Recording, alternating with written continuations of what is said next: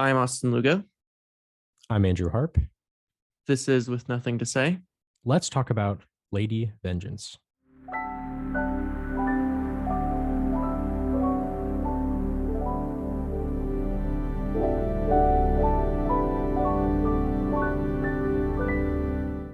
Before we get started today, next week we're going to be watching Batman Returns. I wanted to pick something a little Christmassy since, as you are listening to this, it is almost Christmas and my favorite time of the season. So I'm pumped. I know you've seen this movie a couple of times before, Andrew. Yeah, we've talked about it on the podcast before, and I've never really got around to it. So this is a good excuse to watch it. But that's this week. What are we talking about, Andrew? Lady Vengeance, Park Chan-wook movie, 2005. South Korean film director. He's got a new one coming out. Decision to Leave. I'm going to see it next weekend, probably. It's going to play at the cinema next weekend, so I'm going to check it out. I heard it's good. I heard it's really funny. But like in the early 2000s, Park Chan-wook, his trilogy, his Vengeance trilogy, which had Sympathy for Mr. Vengeance, Old Boy, and then this movie. I've not seen Sympathy for Mr. Vengeance, but I've heard it's good.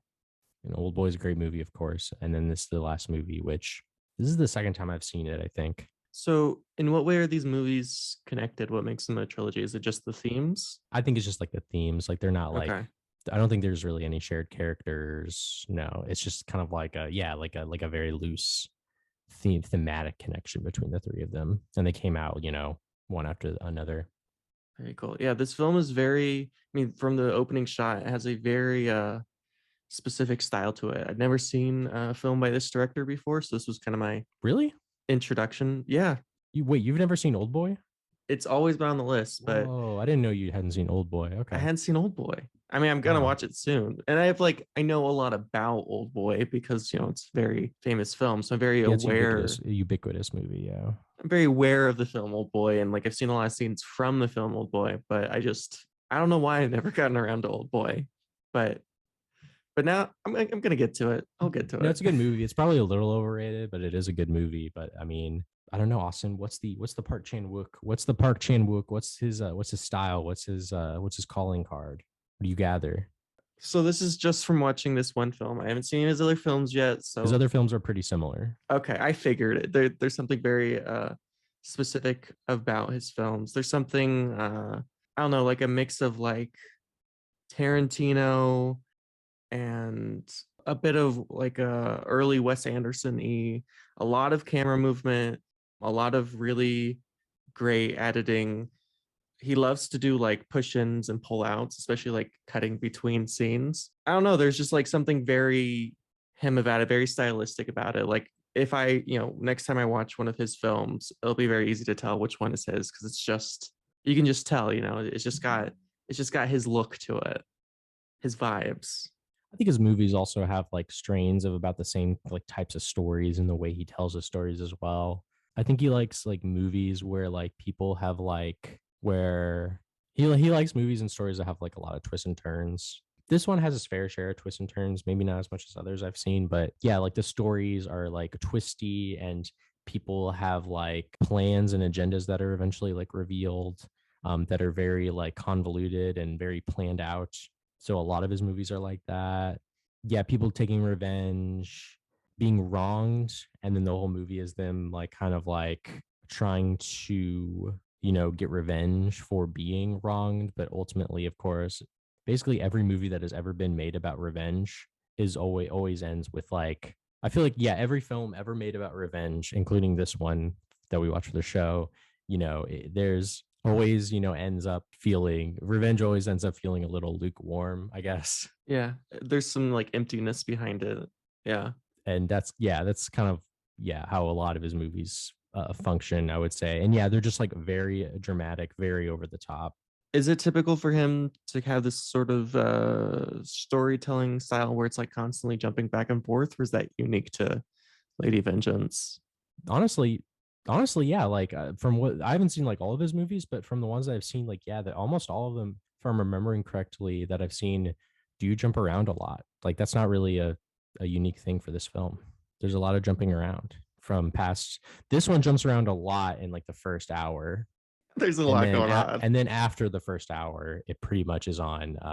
It's pretty much linear after that. But there's a lot of backstory, I guess, a lot of introductions to different characters. After a while, that does get a little old, like all these different introductions. I mean, I like them. I like how you have all these different characters, and have these like different backstories, and you get to know all these different people. But after like the fourth or fifth one, it gets a little old doing another character introduction, and this is how we met in prison, and blah blah blah. But it's a small thing. It's a little thing. I think that a Park Chan Wook movie is kind of like confusing at first when you watch it, but I think like you just kind of have to trust it and you kind of have to let the movie kind of like reveal itself to you over time. So like this is like the second time I've watched the movie, and there were moments where I was watching it even after seeing it before, where I'd forgotten things or something like that, and I'm just like, what the fuck is going on?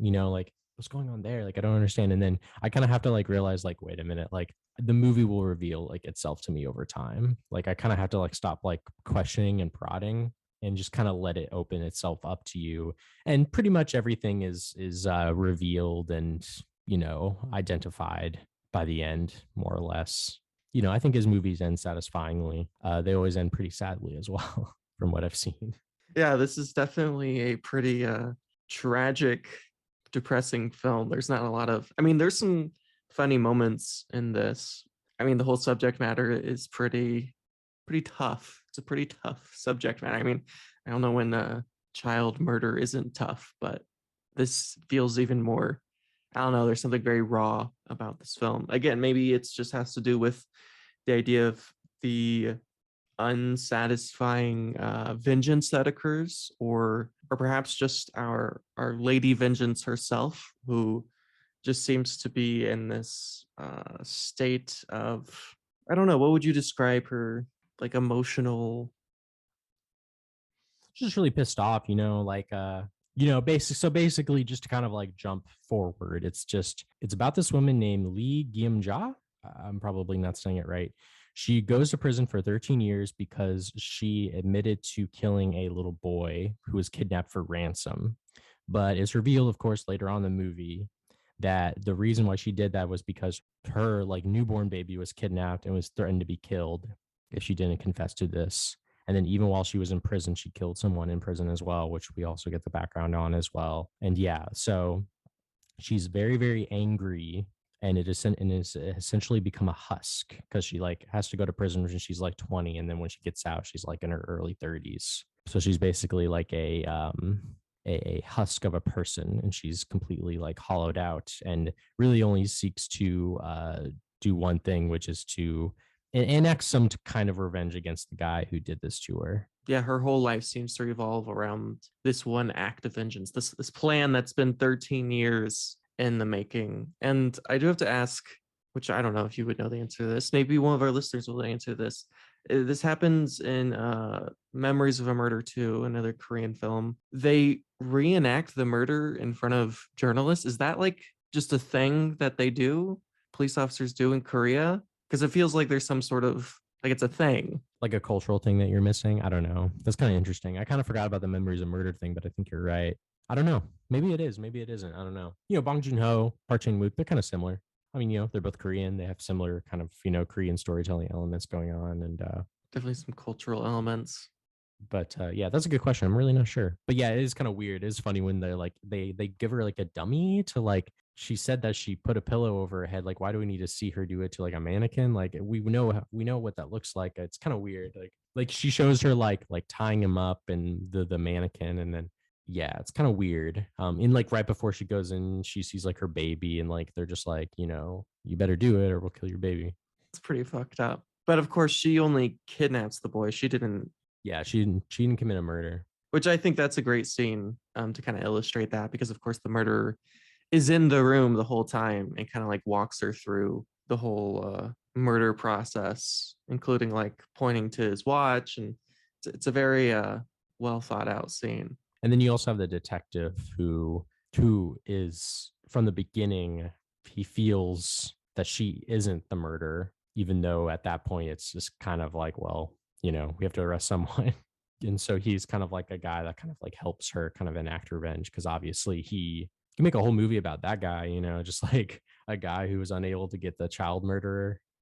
He's good. Yeah, I think that's something very interesting about this film is all of our characters within it have their own stories, their own like lives that they lived before this. And then, part of it's just good storytelling and the backstories they get with each of them, but there are definitely plenty of films to be made from the other characters in this film, including some of the other prisoners. The detective, of course, I think his story is fascinating. But instead we get Lady Vengeance herself. She's doing her thing. And there's some fantastical elements, not necessarily to what's actually going on, but definitely like there's almost like dream sequences. I think the one that fucks with me the most is definitely that scene where it's like the murderer's head and he's got like the body of a dog or a wolf. It's like a dream she has. It's a fucked up scene. I like when she's with in the room with all of her roommates and her face glows, almost kind of like a deity or something like that. Yeah, it's got like those like old school like from like one of those Renaissance paintings, right? How their like faces have like the spikes or whatever. Yeah, she's like the Madonna or whatever. Like yeah. Yeah, there's some interesting uses of CGI and in a good way. Like it's not, especially for a film made in 2005, like it's not noticeable, or even if it's noticeable, it all like plays well into the film. Like that scene where they cut from, I think it's a prison scene, and then she like opens a door. You know what I'm talking about? Like opens the door and like the scene is like playing on the door almost, and it kind of it's a weird moment, but it's cool. There's a lot of the transitions in this are very unique. There's a lot of fades. He's really into the fade the fades, but it works. Sometimes I think the fades are a little inappropriate. Like there's that one scene where for no reason, it doesn't even make any sense. They're able to they get the guy and they get him on the ground and they knock him out. And she just starts like cutting his hair very like fervently for some reason. And then she's like, she's fucking going at it and she's freaking out. And she kind of like looks at the camera with like her wide eyes and then it fades out. It's like, bro, just like hold on it for a minute. Like you don't have to fade out of that. That didn't seem like a good like fade in my opinion, but that's a good scene anyway of her like cutting his hair for some reason. No, you're right. The fades in this, there's a lot of fades, and sometimes it feels a little. But sometimes the transitions are amazing. Like that one scene where the some parents are gonna like they're gonna fuck up the guy and it's like at the door and it shows them and then it like moves over to the guy and the parents are like they're magically teleported to him. You know what I mean? Yeah, definitely. The editing is on point in this, and I love how every time Lady Vengeance herself meets one of her past characters, of course they introduce themselves, but like one of the first things they always say is how Lady Vengeance just isn't the same anymore. She's somehow changed, which Well, I think she's like always been that way, or yeah, it's like she's just been like hiding it, I guess, like it's always been there because like they were all in prison together. that's basically like kind of like what happens like in the first hour of the movie is that she's in prison and she has a plan to enact revenge. So while she's in prison, she is going to basically make all these friends so that everybody has to owe her favors and stuff so that they all their unique abilities will aid her in her quest to just dome this guy. So she like makes friends with a person whose husband can make guns. She makes friends with someone who ends up like dating the killer to get closer to him. She helps someone who I think helps her get a job right at the bakery, right? And like you said, there's a lot of introductions of that of where they meet and then she helps them and they're like, oh, she's so nice and da da da da da. A lot of that going on. It has some very heist like elements to it. Like it's introducing some sort of grand heist in which, okay, here's the plan, here's how we're going to do this, and you're bringing all these unique characters and they got unique talents and they're all coming together for this one thing, which is a very intriguing first half, but it seems as if that kind of heist element is, I wouldn't say it's abandoned in the second half, but maybe it's just because like the heist doesn't necessarily go. I think the movie should be a little longer than it is. What would you like to be longer? Just I think all the prison stuff should be longer. I mean, like all like the prison stuff with all of the different people, like all the introductions and stuff. Yeah, I just feel like we catch the guy a little too soon. I feel like they should have drawn it out a little bit more. Yeah, I agree. Although for me, I don't think it's so much the prison stuff. I feel it's more of the heist itself, quote unquote. The I guess murder of this guy. it's kind of part of it. The prison stuff is kind of the part of it, just kind of like her going back and forth, like helping the person, and then them helping her in her aid to in her aid plan. Like, I don't know, maybe just more, just kind of like stuff like that, I guess, to kind of like show her plan a little bit more, kind of see like more of like the architecture and of it. You get a lot of elements though. I'm not even necessarily complaining. It's just the movie's really good. I just feel like it almost like ends a little too soon. Like it just feels like there should be like at least like, I don't know, maybe like 20 more minutes or something like that. It's not really a complaint. Because the movie's right under 2 hours. It's a good length. It's just like maybe there should have just been like a little bit more going on. And like you said, like after the first hour of the movie, like they catch him, and then there's that really long section of the movie where they basically just they caught him, and now they're gonna do their revenge. Their revenge. I love Korean movies because they always have a moment where they're just like, all right, here's the torture portion of the movie. There's always a fucking torture portion of it. Unbelievable. It's a pretty intense torture scene, a lot of blood. And of course, at this point, one of the things they haven't mentioned yet is throughout the film, it becomes more and more desaturated. Not that it's really ever that saturated. I mean, even at the beginning of the film, the colors are still a bit muted, even when we see like all the different Santa Clauses and stuff. Like the reds aren't very red. But the farther we move into this movie, the more and more desaturated. And by the point we get to the torture scenes, I mean, it's almost a black and white It's film. pretty It much a is black and white movie. Yeah.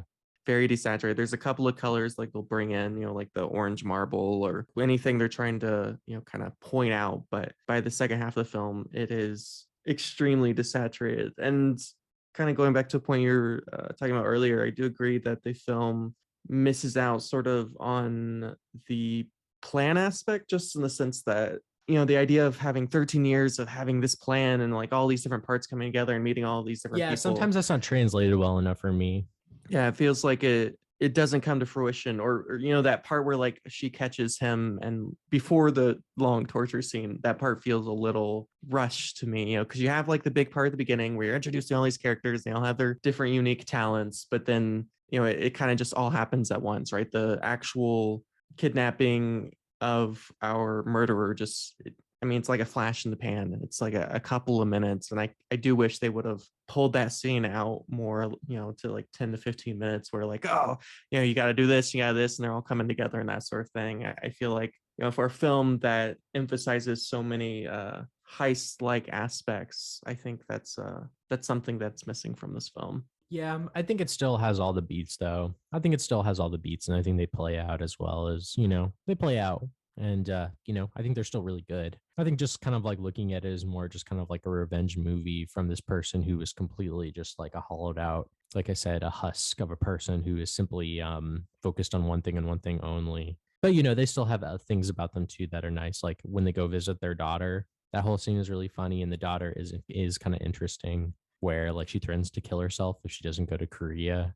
I love that. I love that. It's kind of preposterous just because like I don't think like she like held the knife the entire time like they're going on the airplane, but she like holds like the knife to her like neck and then like cuts to them and like she's like on her like hands and knees. It's pretty funny.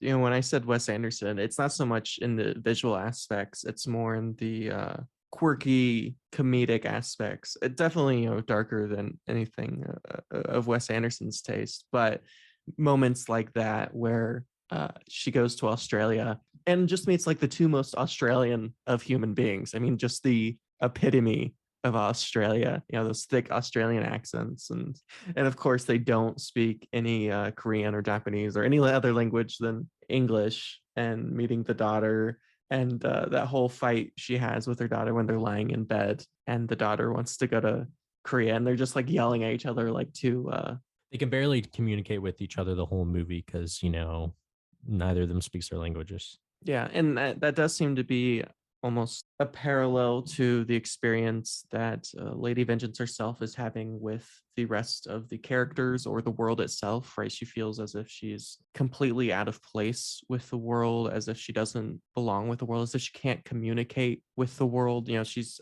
isolated in a certain sense, and that's kind of expressed through her daughter, right? Because when her daughter goes to Korea, she doesn't know any of the languages spoken in Korea. She doesn't know any of the people there. She feels very alone, very isolated. And that seems to be how our Lady Vengeance experiences pretty much her entire life. This character's good. I like the lead actor named Lee Young A. She's really good. She's funny. She's beautiful. Yeah, it's just like it's really you're basically with her the whole time, and you feel really bad for her. You want her to succeed. You want her to get the guy. And the guy, the villain, the antagonist, of course, is built up to be a very bad person, as we will see. Just an absolutely awful human being, but a great performance because there's something challenging in the role because there is a large subtlety to the whole thing because there's not a lot of expressions going on in her face, which seems very purposeful, as if the world is happening to her. And you'll have these like little moments, where she'll kind of have like a half smile or like, something will go her way. But I would say it's a very challenging thing to do well and very easily could have been overdone in a lot of different ways. But she pulls it off incredibly well. You mean just like the revenge aspect in general, like getting back, kind of like Yeah. I mean, her whole reaction to the world in which of course, we watch her reenact the murder, her performance whenever she is with the actual murderer herself. I think it's a very broad range of things and challenging things that she had to do because you have to this simultaneously be like express anger and sadness and frustration. yeah, she rocks. Yeah, I like that. Choi Min Sik, the guy who plays Mr. Beck, the murderer, he's really good. He's a great actor. He's great in Old Boy. He's great in I Saw the Devil, which is a very, very, very violent Korean film that's very dramatic and violent. He's really good in that movie. He's crazy. In this movie, he plays it a little bit more low key. It's a more low key performance from him.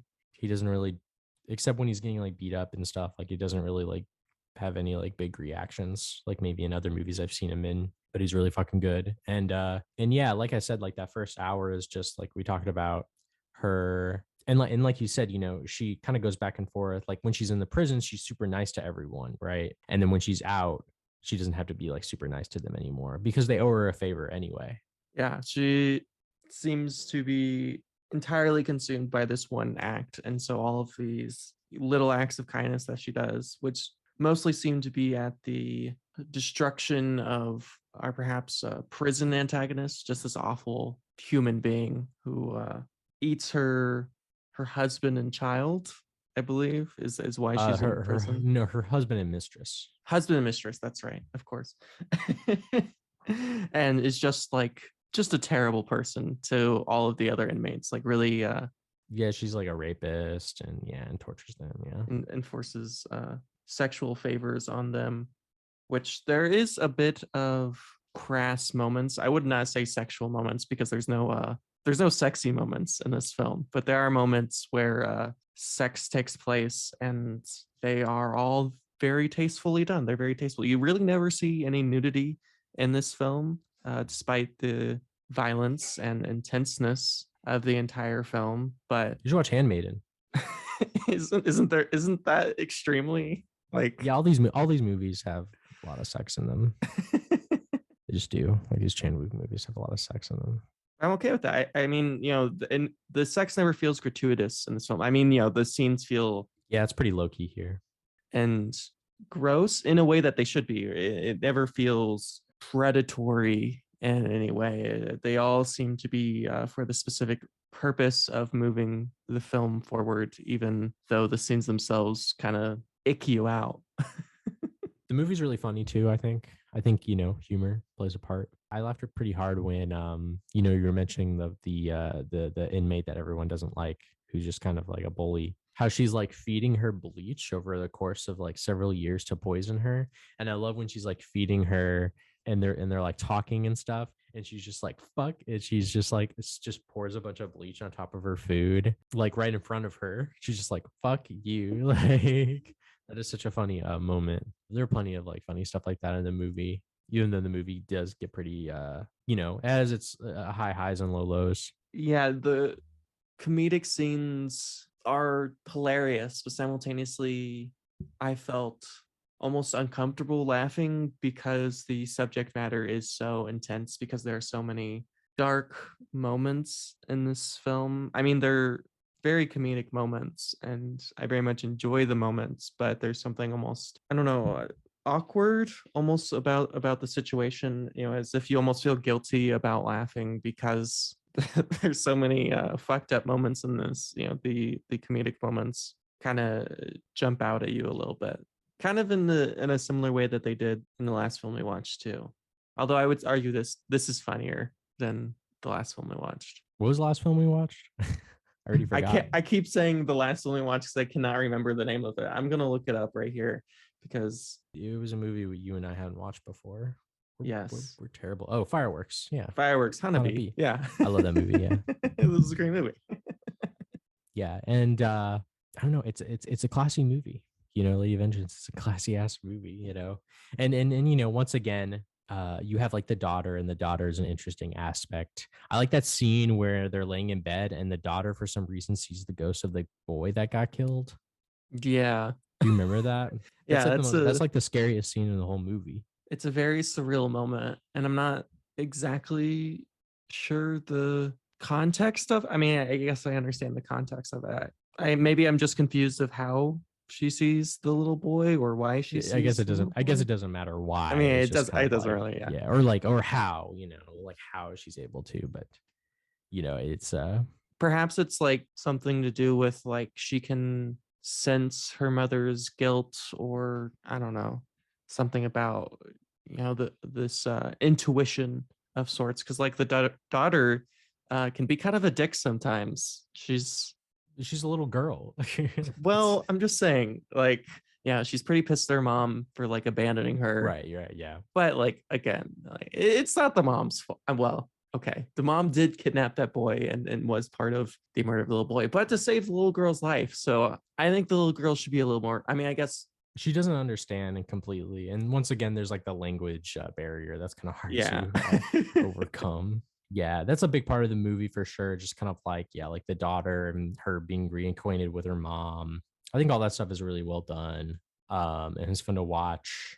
And just kind of, yeah, like the mother daughter thing going on is very, maybe it's just kind of like maybe the relationship between like the little boy and Lady Vengeance. They kind of have like it's almost kind of like a mother son kind of relationship, even though it's not her son. She doesn't have a relationship with him, but it's like it's a relationship that's kind of similar, right? That's kind of like gone wrong or is like gone off the rails, and created a horrible situation. And so it's kind of, I don't know, maybe infecting also her daughter, who was also implicated in that situation as well. Which, by the way, the movie is narrated by what appears to be a grown up voice of the daughter. It does seem as if I guess it's almost like a life for a life kind of thing. Like the daughter can only live, right, if the boy died, and the boy could only live if the girl died. So perhaps that has something to do with the seeing of the ghost. There's this kind of weird connection between these two characters, even though they never meet each other. It's only one of the two can survive. I love the scene shortly after he's kidnapped, when for some reason she decides to bring her daughter to the warehouse or wherever. It looks like an abandoned school. Yeah, I think you're right. It's like an abandoned elementary school almost. I think they're like staking. I think in that scene they're like staking it out, so they're like checking it out. But she has this man translate into English. It's the murderer. Yeah, yeah, yeah, yeah. Yeah, murder guy. It's a very strange moment. Yeah, it's a pretty sad scene. It's a pretty intense scene, and I love the way they kind of fade into like they basically put a spotlight on the mother, and then they like fade into the daughter as if they're like standing right next to each other, and they have a spotlight on her face too, having this conversation which is being translated by the murderer, which I suppose, I guess you could argue, is like a sort of fatherly figure, in the sense that he's the reason that the daughter's still alive in a weird way. And so there's this weird dynamic between the three of them. Something I never quite understood is who, and maybe this just doesn't matter, but who was the father? I don't think maybe it is the guy. I guess I never really figured that either. It's definitely a teaser because you have that scene where she's in the aquarium and she calls up someone, right? And she tells the guy that like, she tells like the teacher that he got her pregnant basically, and that if she can live with him. I don't know though if that's supposed to be the same guy though, but I think I think maybe he is. I don't know. I think you're right. And thinking of that scene has very similar like a visual connotation. And I'm not sure why I thought of this of The Graduate. It's kind of just like a blown up version of it. You know what I'm talking about? That scene where because it's like a close up of like a fucking like a what are they called? Scuba diver in like in a giant aquarium and then like pulls back and like she's sitting in front of it. It's like a blown up version of that scene in The Graduate. I don't know, it probably wasn't on purpose, but it is a weird, very specific parallel between the two films. Yeah, I like all the little like we talked about. I like all the little like bits that are very strange, kind of dreamlike sequences, and that happen for like a second. And I think all that stuff is done as well, pretty well. It's always surprising when it happens, but it's always I think a welcome inclusion into the mix. There's something, yeah, we talked about some of the fantastical elements of this film. And of course, it's a fantastical situation, but there's something dreamlike, nightmarish, I guess you could say, about this film, especially in just the filmmaking itself. There's something very creative, very imaginative, but it doesn't flow the way necessarily, a classic noir vengeance film should. Not so much in storytelling. I mean, the storytelling is very much that, but just in the visuals, there's something demented almost about this film, and the way people kind of talk to each other and move around. It feels very surreal. And like we mentioned, she goes to the abandoned school. There's that whole scene that is pretty, it's pretty exciting, there for a second, where like the murderer realizes that his wife or girlfriend, whoever, is working with Lee. And so he ties her up and beats her up, but then he ends up poisoning himself anyway. But then he also sends a couple different people, those dudes, to go and also kill Lee and get the kid as well. And they have like this scuffle where she gets like really beaten up, but then she shoots both of them in the head and she's able to get away. Total badass. Yeah, she's a badass as fuck. And so they were able to get her, and they able to get Mr. Bake. I'm not sure if I'm saying that right, but yeah. And they take him to the school because he's a teacher. He's like I guess like like an elementary school teacher. Yeah, probably, yeah, like a little like preschool teacher, honestly. Awful. You see that one scene early on where he's like you don't really see the children, but he's like, I don't know, running some lesson, and he seems like this just happy-go-lucky. And I think that's juxtaposed right after with the scene where he rapes that lady. I think those scenes are back to They're like back. near each other, yeah. And it's basically they reveal what he does is that he goes to schools. He's a teacher. He goes and works at schools. He then kidnaps a kid that would be unlikely for him to kidnap. Right, not someone in his class. He murders the kid right away, and then he asks for ransom. And as they say later in the movie, and it's sad, but it's comedic timing, where she says that like, yeah, he was saving for a yacht. Like, you can't help but laugh. The moment points out, when he's saving for the yacht, just how pointless the whole thing is. Like, there's no real gratification in his murders. Like, he's not doing it out of some sort of like fetish, really, or it's just really out of greed. Yeah, it's just like he just wants money and he's just gonna like kill these kids. Like, there's no like, it's almost as if like if he had some like sort of weird fetish for it, or maybe because the fact that he filmed it is like a little weird. So maybe he gets like, I think he probably gets some satisfaction out of it. But the last 30 minutes of the movie are kind of weird. It's almost like its own like film in general, because at this point, like, the movie's completely in black and white. And what Lee basically does is that she gets all of the parents and family members of the kids who were murdered by him, which is like 4 of them, 4 kids, and she shows them the tapes of him murdering their children. Pretty fucked up, just one after the other, just like, okay. Yeah, which is, pretty upsetting. And then they have like this discussion for a while about what they should do to him. It's interesting because she's already told the detective that, look, he had kidnapped multiple kids, killed multiple kids, and she basically implies that like she has him, right? Like, she is holding him hostage somewhere, and the detective doesn't know where, but she's like, I'm gonna do whatever the fuck I want. There's not really anything you can do to stop me. And all the parents are there, and of course they're fainting and disturbed and shit because they just watched their kids be brutally murdered in front of them, and just like back to back, just absolutely awful. Par for the course. It's I think it's probably the most intense scene in the film, at least for me. It's a very hard scene to watch. It's awful. It's a really fucking awful scene. I like too. They kind of have like I do like the discussion afterwards though, because they do kind of go through this like process of like figuring out what they really should do with them, because they could take him to the police, but they pretty much like throw that option away because they don't like want to go to the police, you know, like they because then there'll be like a trial or whatever and it'll be annoying. So they just kind of want to like do whatever they want to him. And you know they go in one at a time. Some of them go in like four at a time, and they just like they have like their knives and stuff, and I think they just slice them up or fuck them up. And which, you know, I guess if I was in that situation, I would probably feel the same way. So I can't really like judge or anything. But even like one of the characters is like, this isn't gonna bring our son back, is it? You know, if we like fuck this guy up. But they do it anyway because I mean the guy does deserve it, the murderer. I mean, if anyone's ever deserved anything, this murderer definitely deserves this. But then, of course, you see in the moment, even as they're doing it, as we keep hearkening to, there's very little satisfaction brought by this vengeance. Even at this moment where they are stabbing this man to death, slicing him up, torturing this person, there's very little satisfaction in it. And even in our final few scenes, after they bury the man and they're all sitting around at that table, none of them seem fulfilled at all, or as if they've done anything worth doing. Like they're kind of, as pointed out, their children are still dead. Like nothing's really changed. There's just, I mean, I guess it's good that there's one less murderer in the world, not going around murdering children, but It's more of a service and less of a cathartic moment, I guess. yeah.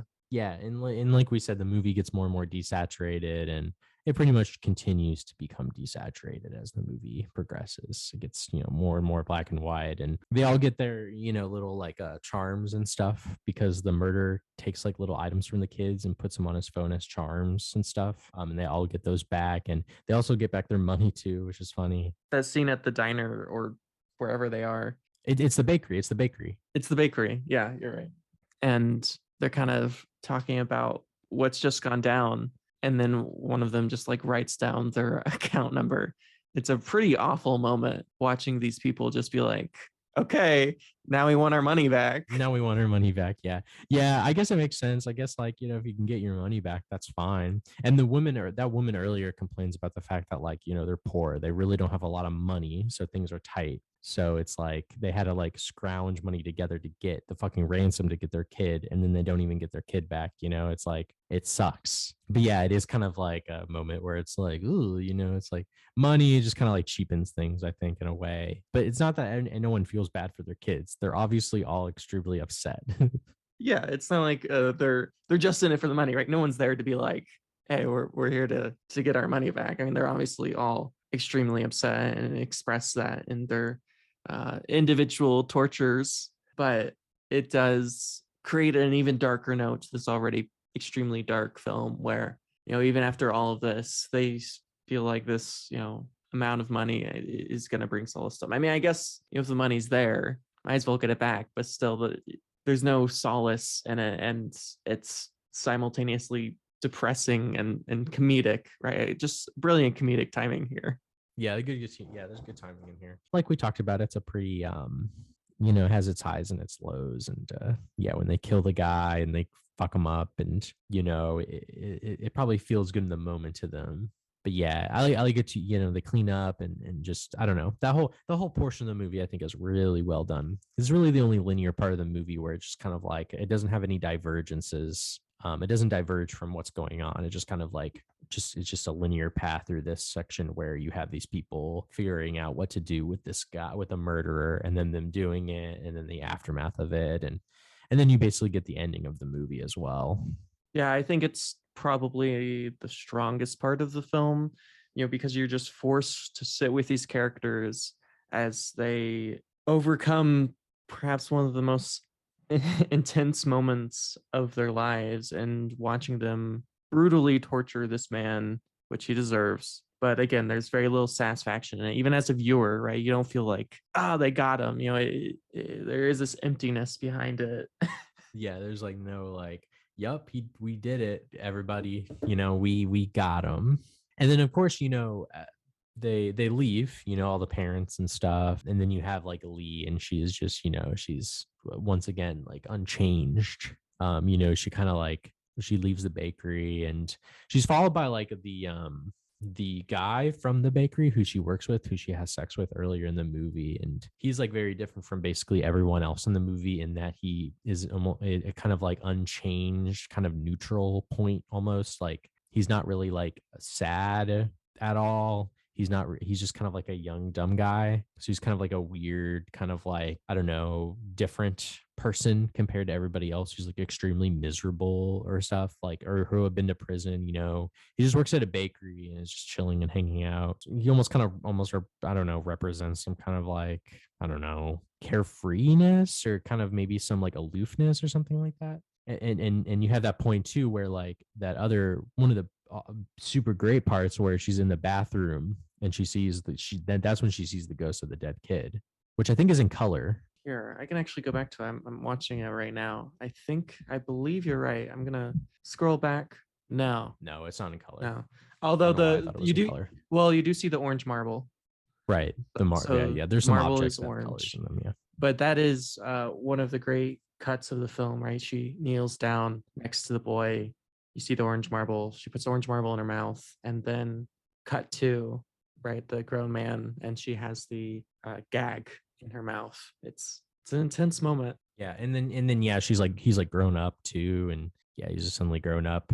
That's very strange. It's kind of hard to decipher what's going on there, but I don't know. I don't think there's anything worth deciphering. It's just kind of like a good moment. Yeah, I don't know about the boy in the bakery. There's a sense of naivete about him, I guess.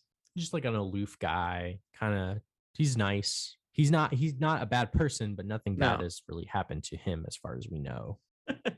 Yeah, which kind of makes you wonder, when we talk about the themes of this film, humans in this film almost seem like blank canvases, or like the tofu, right, as we see in the beginning of the film. And our character, it's suggested, is merely the things that happen to us and our reactions to them, and it has very little to do with like choice or free will, but rather that, like, we just the world just kind of happens to us, and whatever the things happen to us, like that's how we kind of build ourselves, our character, or become who we are, I suppose. And you like speaking of tofu, the ending kind of mirrors the beginning where she sees her daughter for the last time and she gives her like a big white cake, which looks like a really big like block of tofu. And it's like snowing outside. And she kind of tells her like you should be pure, just kind of saying like, don't do bad things like me. Like don't make any fucking crazy ass mistakes like I did. And I'm not your mother.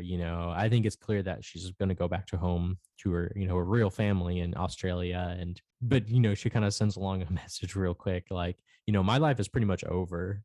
But your life is just beginning. So, do the right thing.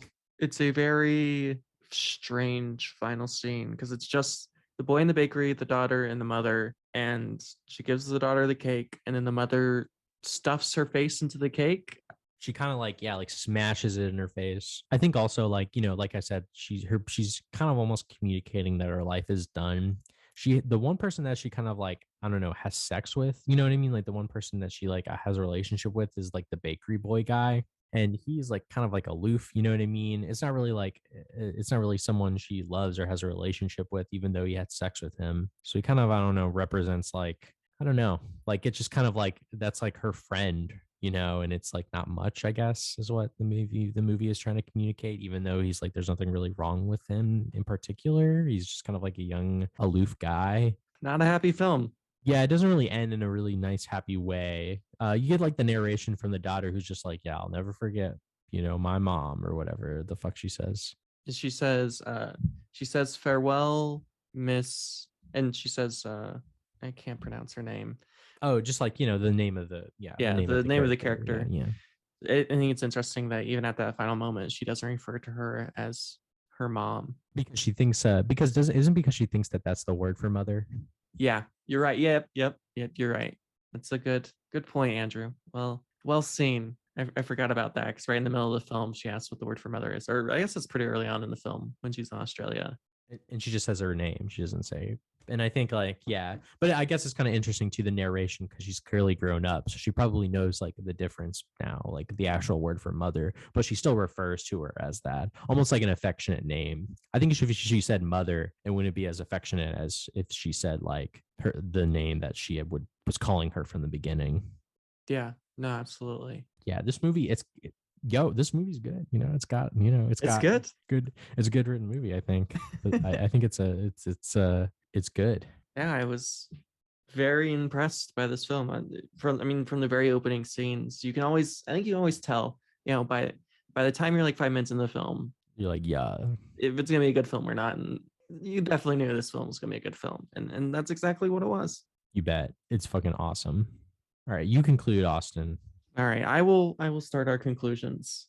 I very much enjoyed this film. I think the editing is spectacular. I think the storytelling is incredible. I think there are some wonderful performances, some great music, visually stunning. My only real complaints with the film, which aren't even really complaints, is it is a pretty depressing film. There's not a lot of happiness going on in this film, so it's not going to put you in the best of mood for sure, but it is a great experience worth having. That's why we make movies, is for these types of experiences. So I'm going to give it a very strong 8 out of 10. I'll give it an 8 out of 10 as well. I'm more or less strong though. I think it's more like a strong 7 to a light 8 to use the Anthony Fantano rating system. I guess it's a good movie. It's I don't think I liked it as much as I watched it the first time, but when I'm watching it, I'm like, man, this is exciting. It's got good twists and turns, has really good acting, has good music, it has really weird moments, has funny moments. It just kind of has everything you would want, kind of like in a really dramatic, over the top Korean movie like this one. It's violent, has its cathartic moments, it has its like really like sad, depressing moments, has a great open-ended ending. I don't know, it just kind of has like all the different elements you would expect from like a Park Chan-wook movie or a Korean film of this kind of type. So yeah, I still really like it. Maybe I'm not, it's hard for me to say that I love it, but I think at the end of the day I do really love it. It's a good movie. All right, y'all. Thank you for listening. You can find everything I do at Austin Lugo 12. Find me on Twitter at ADHarp24. I'm also on Letterboxd, Retro Andrew, RTR0 Andrew. And you can find everything we do on Instagram, TikTok, and of course, podcasts of all kind at With Nothing to Say or Theater 42. And thank you all for listening. Thank you again.